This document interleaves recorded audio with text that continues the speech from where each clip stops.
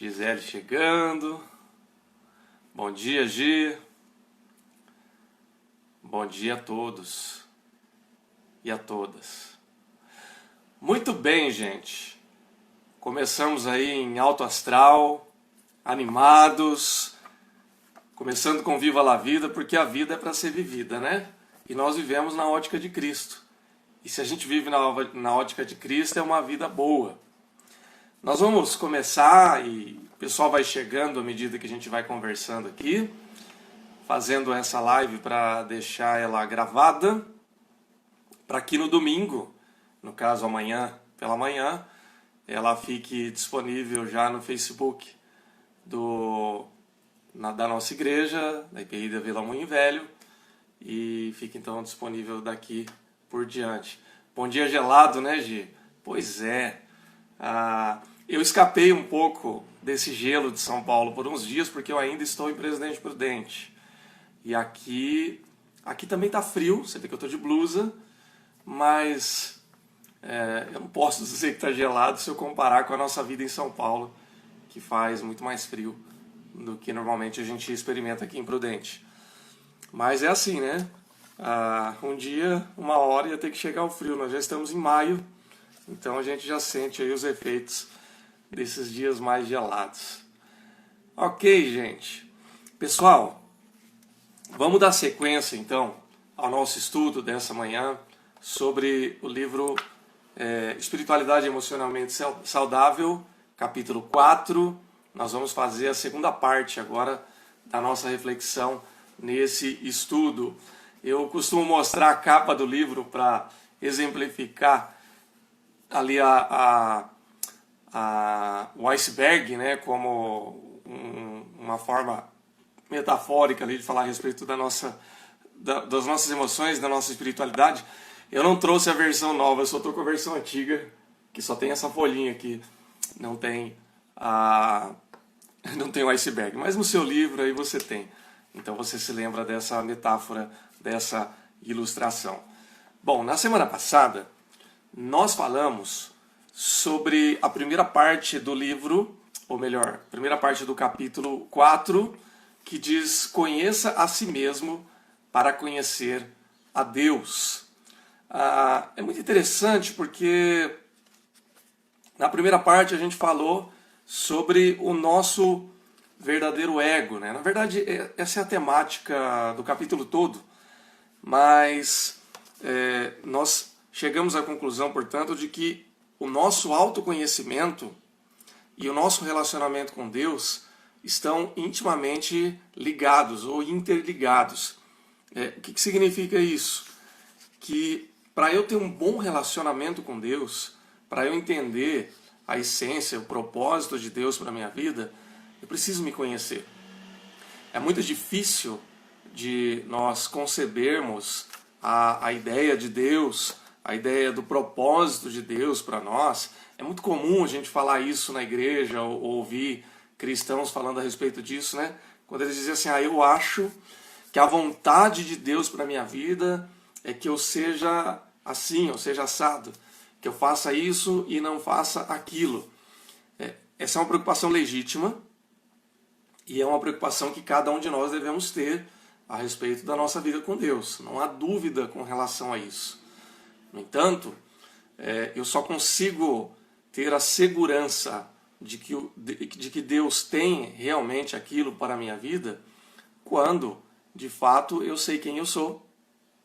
Eu sei quais são os meus valores e eu estou firme com relação a esses valores e a essas ações que eu tenho a respeito da minha vida.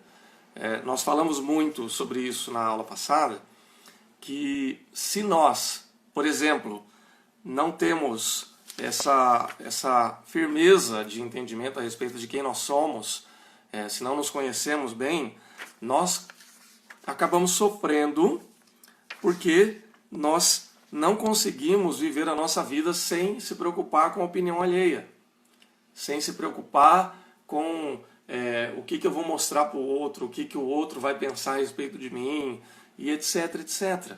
Então, quem acompanhou a aula passada sabe que sem uma segurança de que isso verdadeiramente faz parte da nossa essência, de quem nós somos, a gente vai estar pulando de galho em galho na opinião alheia. E nós falamos também, né, que isso acontece porque Deus nos fez com sentimentos. Deus era e é um ser que sente, que tem emoções. A Bíblia demonstra isso, né, que Deus ele sente raiva, sente alegria, se sente feliz. É claro que tudo isso na Bíblia é traduzido numa linguagem humana. Veja que Deus é muito maior do que o homem e todo o sentimento de Deus ele é expresso à maneira de Deus, mas é escrito e revelado na sua palavra em uma linguagem que seja plausível para o ser humano. Então, quando você vê uma expressão de uma emoção divina, seja ela de alegria, de raiva, de etc, etc, entenda que isso é uma forma traduzida para a linguagem humana para a gente entender que Deus tem sentimentos. Ok? Isso tem uma série de implicações, não é nosso tema hoje, mas apenas basta para nós entender que Deus, ele se emociona, que Deus tem sentimento. Tudo bem? E nós, portanto, feitos à imagem e semelhança de Deus, também expressamos aí esses sentimentos. Então, da mesma forma como Deus sente e nós sentimos, nós também acabamos sendo, portanto, por conta desses sentimentos, tentados a viver um ego ou um falso ego. O que seria um falso ego? Você viver uma vida que não é sua. Você viver em função de outros valores para você mostrar algo que você não sabe exatamente o que você é. Então, falamos na aula passada, né, que nós somos tentados em diversas formas, usando ali como paralelo as tentações que o diabo fez com Jesus.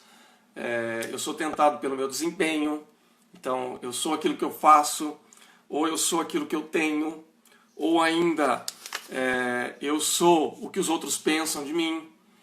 Então a gente tem que tomar muito cuidado com essas tentações, por quê? Porque isso não define quem nós somos. Nós somos o que nós somos. E tudo o que nós temos, o que nós fazemos, ou o que as pessoas pensam de nós, são expressões de uma parte daquilo que nós somos, mas que não revela na sua totalidade quem nós verdadeiramente somos. Então, por exemplo, o que eu faço revela quem eu sou? Não. Ele revela uma parte, uma pequena parcela de quem eu sou. Mas não significa que eu seja exatamente aquilo que eu faço. O que eu tenho revela quem eu sou? Revela uma parte, mas não revela tudo. Então, por exemplo, se eu sou uma pessoa que, digamos que eu tenha um carro novo, um desses carros muito bons. Esqueça que eu sou pastor por um instante, você não me conhece, você me vê pela primeira vez. E aí eu tenho um carro muito bonito, tal, e às vezes eu nem moro numa casa lá muito bacana, que pode causar a impressão de que eu não tenho muito recurso. Então, alguém que não me conhece pode olhar e dizer assim, mas esse cara mora mal e fica gastando muito com um carro bom. Pode ser verdade. Pode ser que quando você veja esse carro bom, você imagine assim, mas esse cara gosta de ostentar. Talvez seja verdade. Mas pode ser também que ele trabalhe em uma empresa que o carro seja um instrumento importante para demonstrar valor. Então, é muito comum que em determinadas funções, especialmente na área de venda e representação comercial, você precise chegar com um carro bom para você causar boa impressão ao seu cliente. Algumas empresas, inclusive, cedem carro para o funcionário com esse propósito. Então, quer dizer que talvez ele não seja de ostentação. Pode ser que sim, mas pode ser que não. Apenas ele precisa daquilo como parte do seu trabalho. Aí quando você conhece, você vai perceber que é um pouco diferente. Eu tenho um amigo, advogado, um cara muito bacana, que ele tem uma condição de vida razoavelmente boa na área dele. Ele é sócio numa firma de advocacia e ele andava com um bom carro. Como é que é o nome do carro mesmo, gente? Daqui a pouco eu lembro o carro. Mas era um bom carro, não era um carro top, mas era um carro muito bom, um carro bem melhor do que o meu, por exemplo. E uma vez, ele, numa negociação com um cliente, chegou ele e o sócio dele chegou numa Mercedes. Ok? Ao final, e os dois são sócios, os dois têm 50%, cada um na sua participação. Ao final, um dos clientes chegou para ele e falou assim, olha, quando você terminar aqui, você fala para o seu chefe que a gente topa fazer a negociação. Ou seja, o cliente dele olhou para ele e chamou o sócio dele de chefe dele, só porque o chefe chegou com um carro melhor do que o dele. Ele passou algumas vezes por esse tipo de comparação e falou, olha, eu vou ter que comprar um carro melhor só para poder chegar no mesmo nível para os clientes, porque senão eles não me respeitam no mesmo tom de negociação com o meu sócio. Então, no mundo e na vida há muito mais essa questão de aparência do que propriamente na vida interior, naquilo que faz parte do nosso ego. O que eu quis dizer com esse exemplo, meus irmãos e irmãs? Que a aparência, ela muitas vezes faz com que a pessoa faça, ou as pessoas façam julgamentos a respeito de nós. Mas isso não significa necessariamente que isso corresponda à realidade. E na verdade, quanto mais a gente se deixa afetar em nosso ego, mais a gente tem problemas com relação a isso. Usando ainda a ilustração desse amigo, eu perguntei para ele, mas e aí, o que você sente disso? Ele falou, não, para mim, eu não me importo de ter um carro melhor ou pior. Na verdade, eu gosto de um carro confortável, ele é alto. Ele falou, eu preciso de um carro que quando eu sento eu não fico com a cabeça no teto. E que me dê conforto e segurança. Então hoje ele tem um Compass, um carro muito bom, um carro no nível de mais luxo. Não é uma Mercedes, mas é um carro muito bom. E ele falou, olha, eu não, por exemplo, não compraria uma Mercedes, porque eu vou ficar achatado nela, mas o Compass eu fico mais alto. Então, para ele, essa questão do ego está bem resolvida. Foi mais uma questão de trabalho e de negócios. Tá claro isso, gente? Então, nós muitas vezes caímos nessa tentação. O que vão pensar de mim? Será que essa atividade que eu faço, ela é bem definida? O mundo julga a gente assim. Julga pelo que a gente faz, pelo que a gente tem, pelo que a gente é. Ou melhor, pelo que a gente ouve das outras pessoas, desculpa. Mas na prática, nós devemos avaliar a nossa vida pelo que nós somos verdadeiramente. Ok, gente? Até aqui faz sentido. Esse é um resumo de tudo que nós falamos na aula anterior. Se você acha que faz sentido, pode deixar um joinha ou colocar ok aí e a gente segue em frente, então, com o restante da nossa reflexão nessa manhã.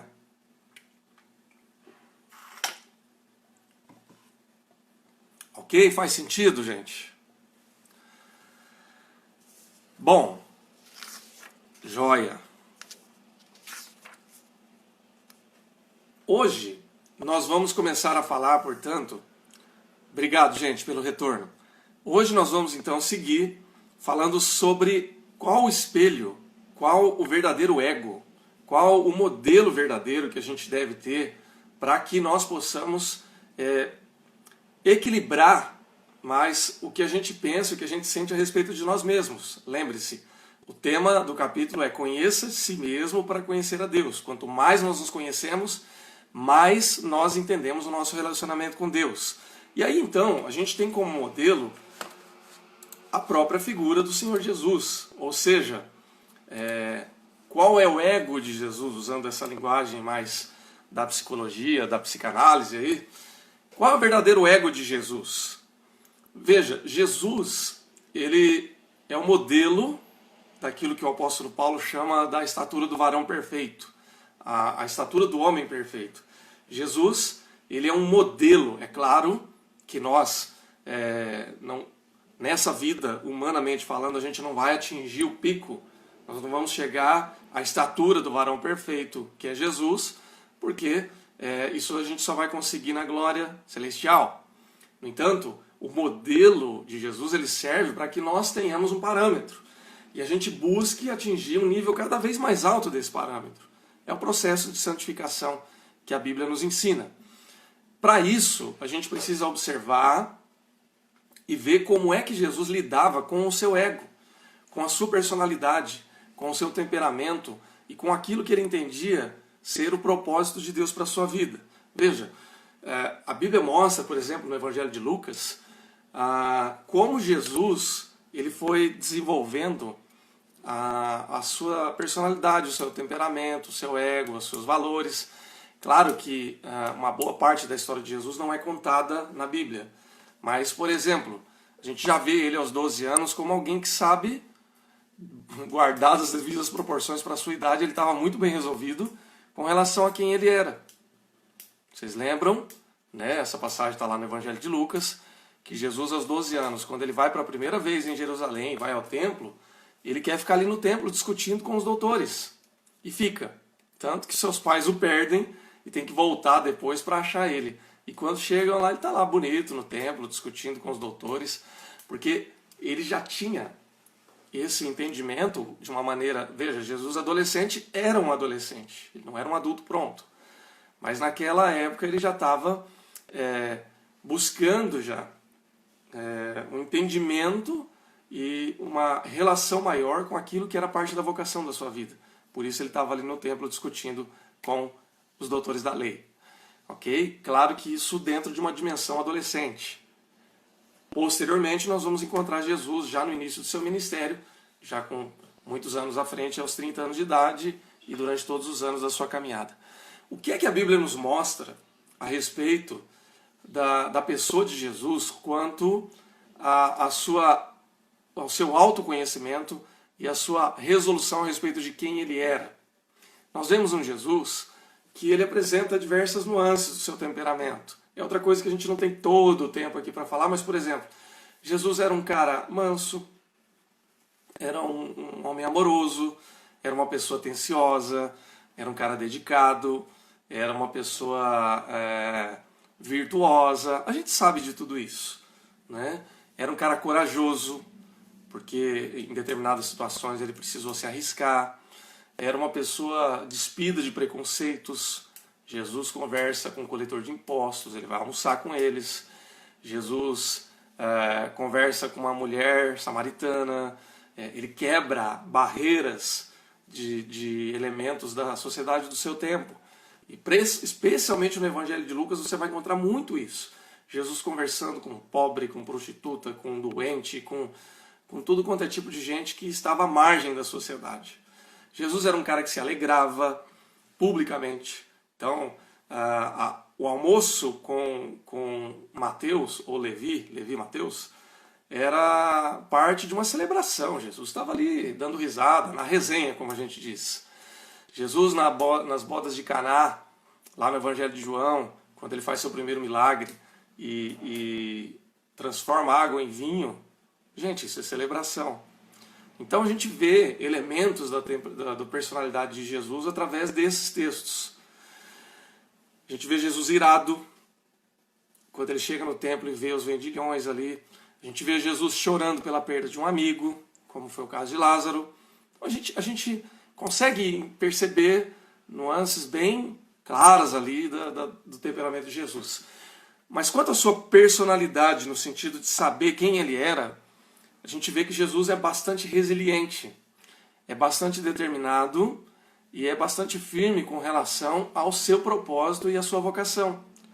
Por exemplo, Jesus, quando ele vive fielmente o seu ego, o seu propósito de vida, ou seja, ao viver fielmente aquilo que ele sabia que ele era, ele já tem uma demonstração disso quando ele é tentado pelo diabo no deserto. O diabo tenta ele com aquelas 3 características e ele fala, não é isso. E ao longo da sua vida ele vai agradar muita gente com o seu temperamento, com a sua personalidade, com o seu ego, e vai desagradar muita gente também. E faz parte, não é mesmo?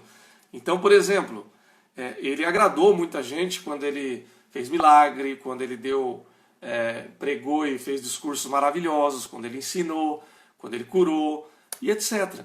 Mas ele desagradou muita gente, inclusive gente próxima dele, quando ele teve que bater o pé e dizer, olha, meu ministério é esse. Por exemplo, Jesus desapontou sua família. Quando ele fala que ele tem um ministério e ele deixa tudo que ele está fazendo para viver o seu ministério, sua família não entende. Jesus era filho de carpinteiro. Jesus era o primogênito. Era o homem da família depois da vida do pai, depois da ausência do pai, do seu pai José.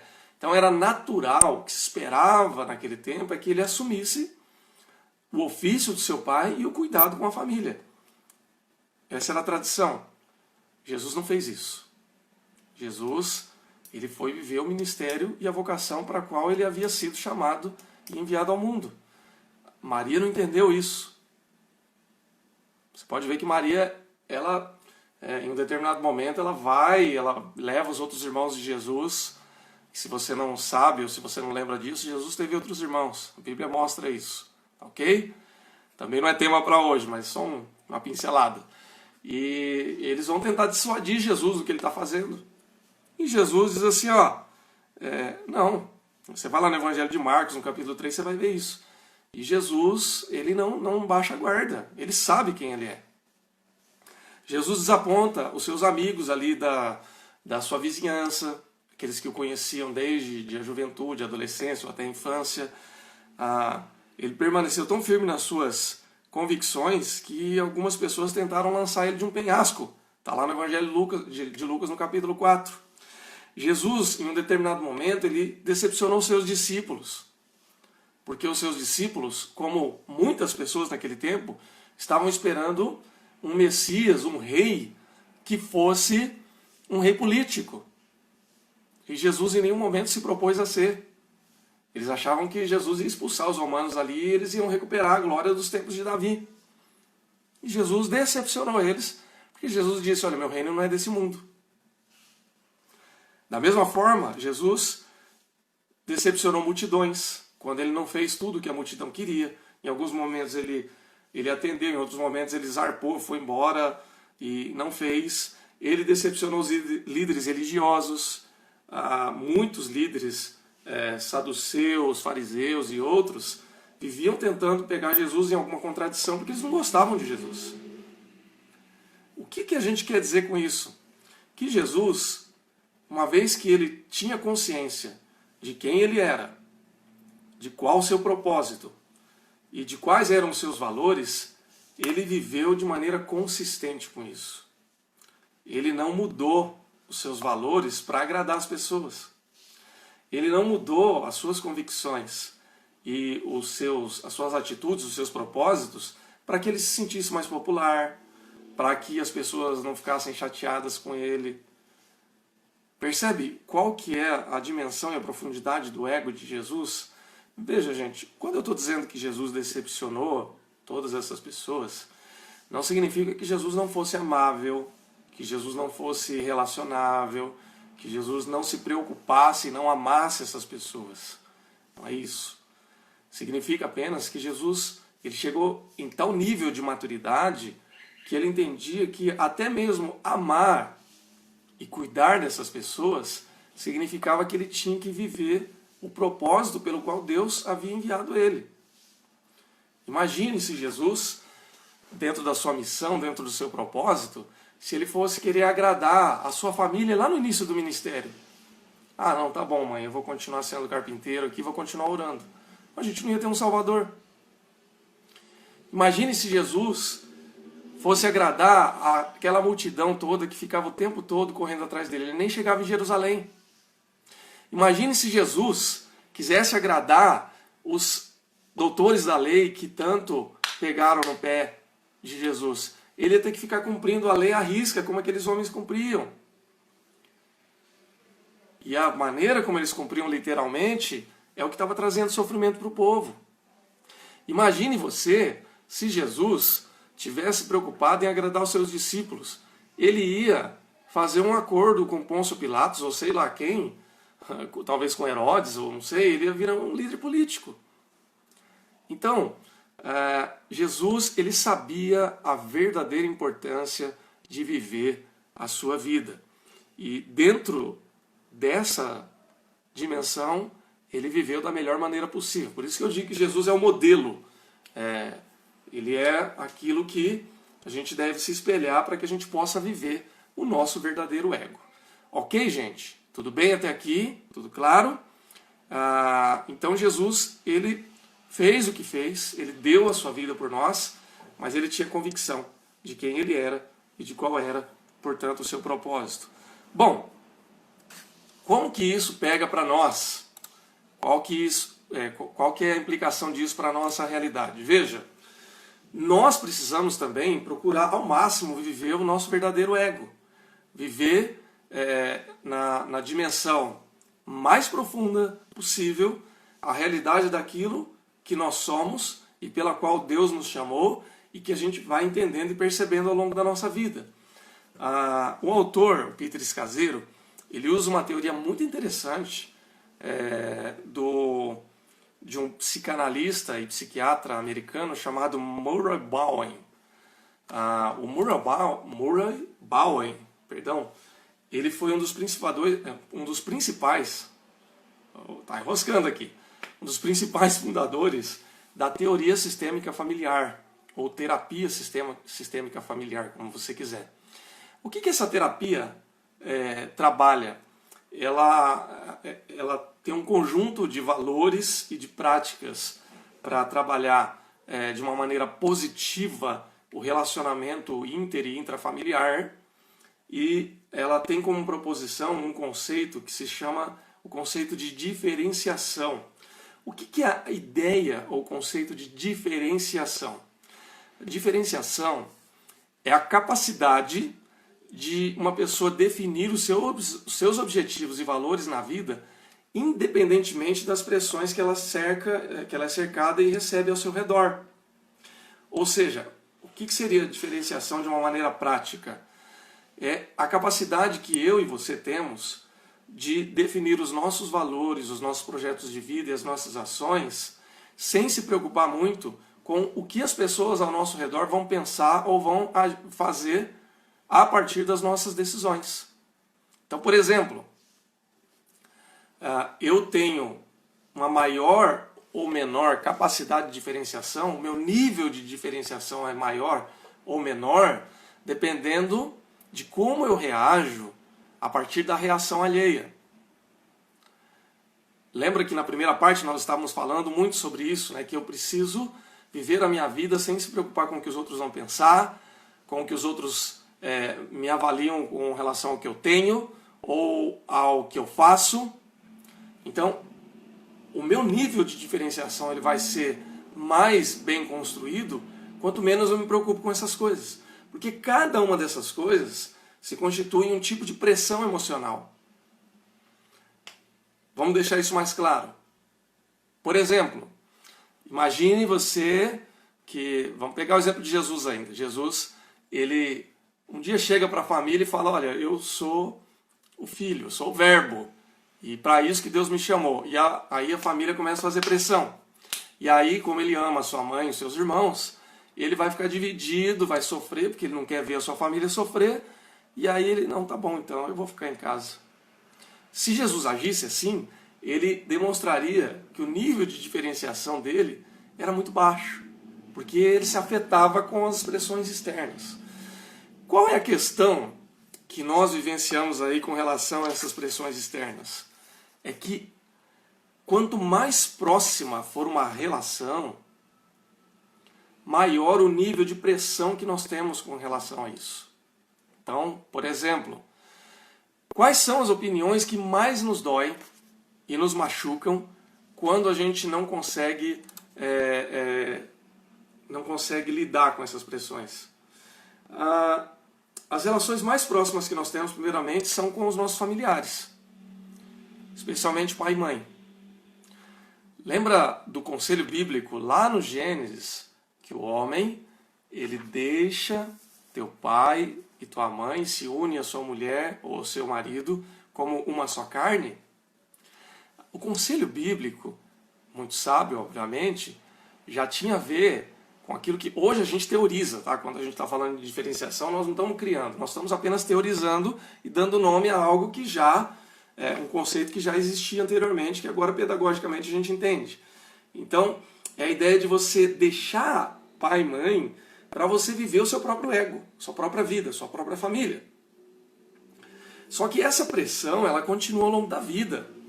Ou, diga aí se eu estou errado, pai e mãe nosso, ou sogro e sogra, né, que é o pai e mãe da nossa esposa, marido,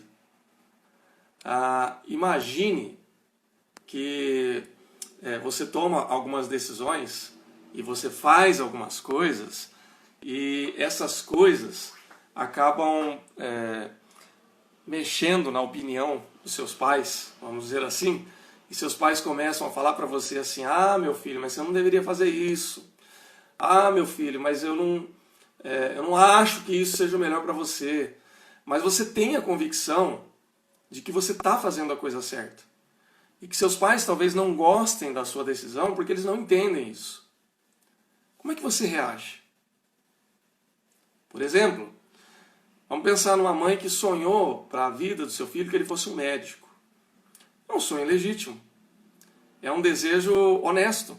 Por quê? Porque a profissão de médico é uma profissão respeitada socialmente. As pessoas admiram. É uma profissão bem remunerada. É uma profissão virtuosa, salva vidas, etc, etc. Mas você não tem vocação nenhuma para isso. Você não pode ver sangue que você desmaia, você não gosta de hospital. Então, você não vai ser um bom médico se você for para essa carreira. Mas você gosta de outras coisas. Talvez você goste de esporte, você é um bom atleta. Ou você goste da área de ciências humanas, gosta muito de história. Você vai seguir por um caminho diferente daquilo que seus pais idealizaram para você. Mas isso não significa necessariamente que esse caminho seja ruim. Ele é tão bom quanto aquele outro caminho. Mas ele é um caminho mais adequado para você. E aí você toma essa decisão. Como é que seus pais agem? Como é que eles lidam com essa decisão sua? Entende como é que funciona isso? Quanto mais a gente tem a capacidade de lidar com uma pressão como essa, mais a gente tem um nível maior de diferenciação entre as pressões internas e externas. Eu me lembro, por exemplo, quando eu me converti, eu não tinha dentro da minha casa ou da minha família aqui uma tradição protestante. Minha mãe veio do catolicismo, o meu pai ele era um católico nominal, vamos dizer assim, porque na família do meu pai não havia muito essa preocupação com religiosidade, mas ele até ficou mais firme até por conta da minha mãe. Mas chegou um tempo que eu vivi minha adolescência, os traumas e as dores dessa fase, até que eu tive um encontro com Cristo e me converti. E aí, isso não foi muito bem digerido pela minha família no começo. Por quê? Porque eles não entendiam o que eu estava vivendo. Claro que eles tinham preocupação legítima e honesta, mas eles não estavam experimentando o que eu estava experimentando, então não tinha como explicar. Eu explicava do meu jeito. E a coisa piorou ainda mais o dia que eu cheguei falando para minha mãe que eu me sentia vocacionado para o pastorado. E isso gerou uma crise muito grande. Por quê? Porque minha mãe, ela, lógico, com toda a preocupação de mãe e até me conhecendo um pouco, por conta de todas as crises familiares que a gente vivia naquela época, ela achou que eu pudesse estar usando o chamado da vocação pastoral para fugir dos problemas de casa.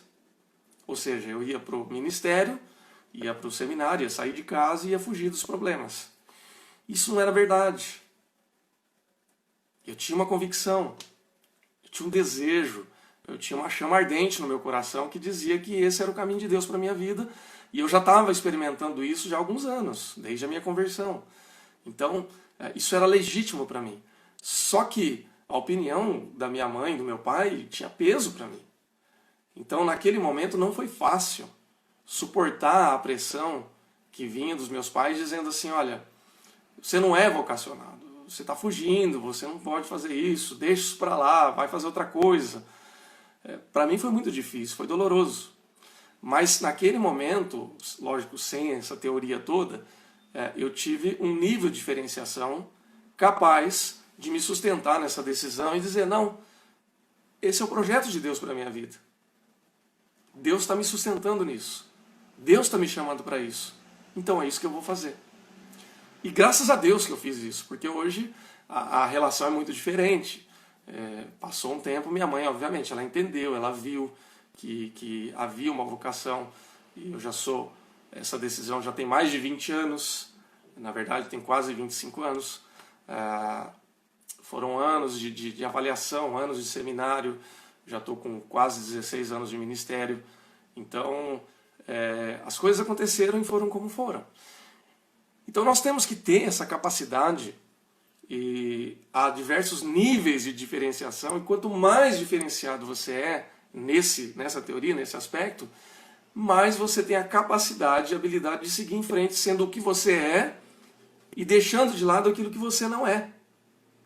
Então, quanto maior o nível de capacidade que nós temos, menos a gente vai se afetar com a pressão externa. E isso é muito importante. Por quê? Porque quando a gente tem isso muito claro, a gente define isso com muita tranquilidade, menos a gente vive a nossa vida em função do que os outros vão pensar a respeito da gente. A opinião alheia é importante, gente. Ela é até a página 2. Eu não estou desprezando a opinião alheia.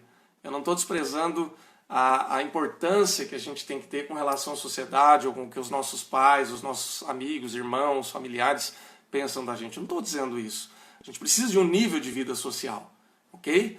Mas a gente também não pode viver em função das opiniões dos outros. Eu costumo ser muito prático com relação a isso, né? Especialmente nos últimos anos.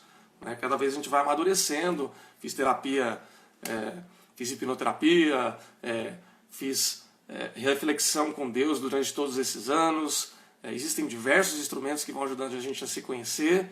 A oração e a reflexão com Deus é o maior e mais importante instrumento desses. Mas a gente vai aprendendo. E aí então, eu costumo ser prático. Eu digo assim, o que essa pessoa está pensando, falando a respeito de mim, define quem eu sou com Deus? É uma pergunta que eu faço. Se não define, eu já descarto. Essa pessoa paga as minhas contas? Não paga? Bom, estou pagando minhas contas honestamente? Então, talvez essa pessoa não tenha opinião tão adequada para aquilo que eu estou vivendo. E por aí vai. São formas de a gente poder também avaliar se aquela pressão externa que a gente recebe a respeito do que a gente é e do que a gente precisa viver faz parte da nossa vida. Por quê, gente? Porque se nós não nos conhecermos e sabermos exatamente quem nós somos e quem Deus quer que nós sejamos, por isso que a gente tem que amadurecer e crescer todo o tempo, a gente vai viver uma vida em função do desejo da opinião alheia. Isso não é justo. Isso não é correto. Quanto mais a gente vive de acordo com o que as pessoas idealizam para nós, menos a gente vive a nossa própria vida. Faz sentido isso para você? Veja, tem muita gente hoje que está vivendo a vida do outro. E às vezes vivendo uma vida profundamente infeliz. Eu conheço muitas pessoas, eu já atendi muita gente, eu já aconselhei muita gente em gabinete pastoral, eu tenho visto isso em terapia agora também. Muita gente que vive em função daquilo que os outros prepararam para ela. E não vive a sua própria vida, não assume a sua própria vida. E às vezes é por uma pressão externa, e às vezes também é por uma comodidade. Tem muita gente que se acomoda. Tem gente que gosta de viver em função da opinião do outro porque dá menos trabalho. Eu estou infeliz. Mas não estou tão infeliz assim, é o que a gente chama de ganho secundário. Eu estou sofrendo, mas por outro lado eu estou sendo beneficiado por isso. A gente vê isso muitas vezes em filhos que estão com 30, 40 anos de idade e não saem da casa dos pais. E não se ofenda se for o seu caso, tá? Eu não estou falando no nível pessoal, ou se você tem um filho nessa condição, eu não quero te ofender, mas eu preciso ser honesto com aquilo que eu percebo e que eu tenho observado e vivenciado. É uma condição que não é ideal, não é? A gente tem que ter a nossa própria autonomia de vida. A gente tem que ter capacidade na vida adulta de chegar a um nível que você consegue pagar suas contas, que você forma família, que você casa, que você deslancha na sua carreira, e deslanchar seja no nível que for, não é essa a questão. Mas muitas vezes, o que acontece? A pessoa, ela prefere se colocar nessa condição e os pais até alimentam essa condição e não soltam as rédeas dos seus filhos para que eles vivam a sua própria vida. Em maior ou menor escala, a gente vive isso. E aí a gente não desenvolve o nosso ego. Eu estou dando exemplo dos filhos que ficam com os pais, mas isso não se limita a filhos e pais, né? Eu conheço amigos e a gente vive a experiência de pessoas que não conseguem, casam, vivem sua própria vida, mas não se libertam dos seus pais. Continuam com aquela pressão emocional e não conseguem tomar atitudes porque não querem desagradar. Não querem assumir a sua própria vida e a sua própria condição. Veja, eu estou falando no sentido do seu próprio ego. Eu não estou querendo dizer que você tem que confrontar pai e mãe o tempo todo para mostrar que você tem ego. Não é isso. Mas é você tomar suas próprias decisões baseado naquilo que você é. E naquilo que Deus propôs que você seja. Se aquilo bate e concilia com o que as pessoas que você tem maior valor, os pais, os amigos, se aquilo é congruente, ok, que bom. Mas se é diferente, paciência. Eu, quando me converti, no início da minha conversão, muitos amigos chegados se afastaram de mim. E eu me afastei de alguns também, tem que ser honesto. Por quê? Porque a gente começou a viver valores diferentes. E isso fez com que a gente tivesse uma distanciação, um distanciamento natural. Alguns depois retornaram ao meu convívio, ao nosso ciclo de amizade. Alguns até se converteram também. Outros não. Mas a gente conseguiu entender e chegar num nível de conciliação. Por quê? Porque a gente chega num nível de maturidade. Ok, gente? Então isso é muito importante. É muito importante e necessário. O Victor está perguntando aqui qual seria a minha orientação para aconselhar pessoas que vivem nessa situação para com os pais. Victor, bom, primeiramente, qual conselho eu daria? Primeiro, é importante que a pessoa que está nessa condição, vou falar dos dois lados, tá? Da pessoa que vive com os pais, ou que está ali naquela dependência com os pais, às vezes não mora na casa dos pais, mas vive nessa dependência. E um conselho para os pais também, tá? Primeiro, quem vive nessa condição de morar permanentemente com os pais, ou morar ali perto, ou viver nessa dependência emocional, às vezes até mora longe, mas vive numa dependência emocional que não toma nenhuma decisão sem a anuência dos pais. Conheço muita gente assim. Então, que orientação eu daria? Primeiro, para quem está nessa condição, procura se conhecer melhor. Procura se perceber e procura se libertar disso. Porque é parte do processo de maturidade se desvincular dessas coisas. Veja, depois dos 18, 20 anos de idade, a gente está vivendo a vida adulta. Claro, a gente é jovem ainda, a gente vai amadurecer ao longo da vida. Mas quanto maior a nossa maturidade, mais a gente começa a perceber que a gente tem a nossa história. A cultura brasileira, ela é muito pesada nesse sentido, cultura latina em geral. Se você pegar uma cultura saxônica, americana, por exemplo, você vai ver que o filho que aos 17, 18 anos de idade, na sua idade universitária, não sai da casa dos pais, é considerado um fracassado.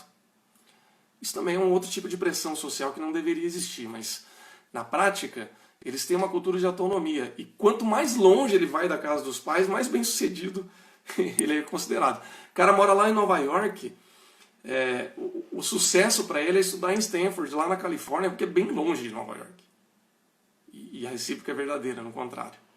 Né? E a nossa cultura latina, ela tem muito mais essa coisa de viver perto dos pais, de morar na mesma rua dos pais, na mesma cidade, no mesmo condomínio. Por quê? Para que os pais continuem perto ali, vejam os netos e tal. Isso em si não é ruim, mas essa cultura ela pode provocar na gente uma interdependência emocional muito mais forte. Então, é importante que a gente perceba isso. Então, essa é uma parte, tá, Victor? Com relação ao filho, por exemplo. Com relação aos pais, né, os pais também precisam amadurecer nesse sentido. E para um pai é sempre muito difícil soltar as rédeas dos filhos. Como eu tenho filhos, né? Eu tenho um casal, a gente, desde que eles nascem, a gente está cuidando, a gente está ensinando valores, a gente está fazendo coisas por eles. E é muito difícil a gente, ao longo da vida, ir percebendo a hora de deixar que eles façam algumas coisas por eles e deixar que eles tomem as suas próprias decisões sem que a gente dê a nossa opinião. E não é que a opinião do pai não seja relevante, mas a gente tem que entender também que o filho cresce, que o filho vai amadurecer e ele vai viver a vida dele, especialmente depois que ele sai de casa para trabalhar, ou para estudar, ou para se casar. Então tem que haver uma linha, né?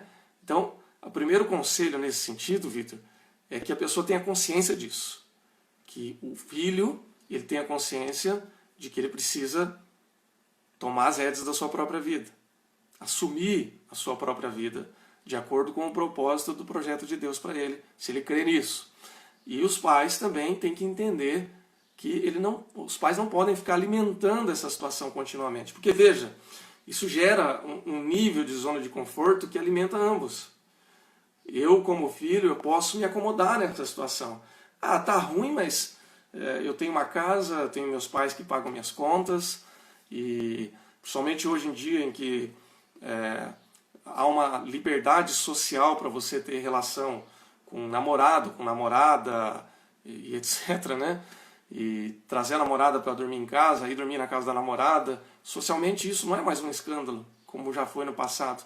Então isso alimenta também uma cultura de postergar decisões e de não assumir as suas próprias responsabilidades. Poxa, eu tenho amigos com 40 anos de idade que eu não vejo perspectiva da pessoa casar e morar junto, ou o que quer que seja. Estou falando no nível social, não no nível de fé, tá ok? Do que a igreja ensina a respeito do casamento, isso é uma outra questão, nós sabemos muito bem o que a igreja ensina sobre isso, tá bom? Eu estou falando em nível geral. Então, por quê? Porque está cômodo. Isso impede que a pessoa amadureça, que ela cresça e que ela viva em plenitude aquilo que deveria ser o propósito da sua vida. E os pais muitas vezes alimentam isso. Porque no fundo, quando um pai... Porque, gente, não é verdade que o filho, quando sofre, dói na gente? Não tem dor mais doída depois que você se torna pai do que a dor do filho. É como se você arrancasse um pedaço do seu coração e esse pedaço do seu coração começasse a bater fora de você. Só que cada pancada que bate naquele pedaço dói aqui na gente. Então, para o pai é muito difícil também segurar a onda de não tomar decisões ou não fazer pelo filho, porque a gente não quer que o filho sofra, porque no fundo a gente sofre também. Então, muitas vezes os pais continuam alimentando uma situação que o filho continua sem tomar suas próprias decisões ou assumir as suas próprias responsabilidades, porque o pai fica se cercando e aí a coisa continua. Eu acredito que você e cada um de nós aí que estamos nessa live, a gente conhece muitas histórias dessa natureza. Eu não estou dizendo que é fácil, eu não estou dizendo que é uma dinâmica simples de se detectar, mas eu estou dizendo que esse é um caminho para que a gente desenvolva nosso próprio ego, nossa própria personalidade e a gente assuma as nossas próprias decisões. E aí então, finalizando, Vitor, qual o caminho para isso? Né? Fazendo todo esse panorama. Buscar um maior nível de diferenciação. Nós temos Jesus como modelo. Eu já disse que Jesus ele era autêntico com relação ao seu propósito de vida. Ele, por mais que ele fosse amoroso, preocupado, e ele buscasse ter uma boa relação com as pessoas, mas ele sabia exatamente quem ele era. Então ele ele chateou os pais, ou a mãe no caso, e os seus irmãos, chateou, decepcionou. Eles não entendiam qual era a vocação dele no início do seu ministério. Ele chateou seus discípulos, chateou. Ele decepcionou as autoridades religiosas, decepcionou. E daí? Paciência. Ele teve que seguir em frente. Então, é assim que são as coisas. Então, quando a gente olha para o modelo de Jesus, a gente começa a entender isso de uma maneira mais prática e a gente começa a tomar as nossas próprias decisões e deixar também, né, no caso dos pais, né, usando esse contexto específico aí, Os pais aprendem também a deixar os filhos tomarem as suas próprias decisões.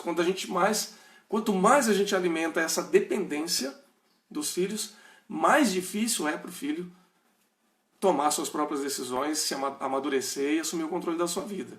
Então, eu falando como filho, o que eu diria para mim mesmo, né? Falando para o Leonardo lá do passado, cara, vai em frente.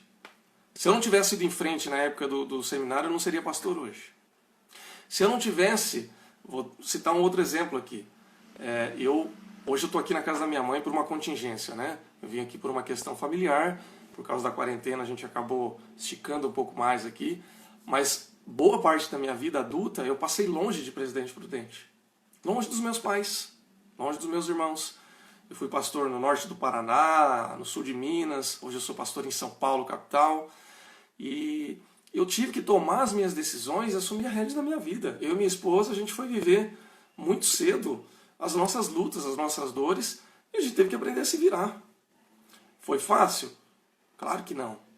Talvez seria muito mais cômodo e mais fácil se a gente vivesse perto dos nossos pais, tendo o pai e mãe para deixar o filho lá para cuidar, para a gente fazer as nossas coisas e tal.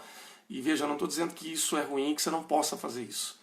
Eu estou dizendo que isso foi, no sentido de maturidade, benéfico para nós, porque a gente teve que aprender a se virar. E isso foi bom e continua sendo bom, até hoje, para a nossa vida familiar e para a nossa vida como indivíduos. A gente se vira. A gente sabe qual é o chamado, o propósito de Deus para nós e a gente está vivendo a nossa vida. Perfeita? Não, porque não somos perfeitos. Mas o exemplo de Jesus nesse processo faz toda a diferença. Ok, Vitor? Deu para dar um panorama geral aí para os demais que estão nos ouvindo e acompanhando? Faz sentido, gente? Tudo bem? Ok? Dá um joinha se for o caso. Portanto, o que nós vamos fazer daqui por diante? Então, em termos práticos, como é que isso, tudo que eu falei até agora, a gente pode fazer como prática diária ou prática de vida para que isso aconteça? Porque eu disse que é um processo de maturidade. Bom, nós vamos entrar, portanto, na parte de desenvolvermos o nosso próprio ego. Ou seja, desenvolva verdadeiramente o seu próprio ego. Gente, deixa eu só fazer uma interação com vocês aqui com relação a esse ponto. Esse é o último ponto da nossa reflexão hoje. Agora no meu relógio aqui são 10h57. Ok, Vitor? Ficou claro? Ótimo. Então, são 10h57, falta uns 3 minutinhos aí para acabar a primeira hora da nossa live. Podemos continuar mais uns 15 minutos por aí? Eu vou ter que encerrar essa live e abrir uma nova para a gente continuar para fazer a última parte. Vocês me acompanham? Tudo bem? Eu posso encerrar essa e começar outra para a gente finalizar esse processo? Dá um ok, deixa um joinha aí. Que aí eu encerro, abro a outra e espero vocês entrarem de novo para a gente encerrar essa parte. E mais uns 15 minutinhos. Pode ser? O que você me diz aí?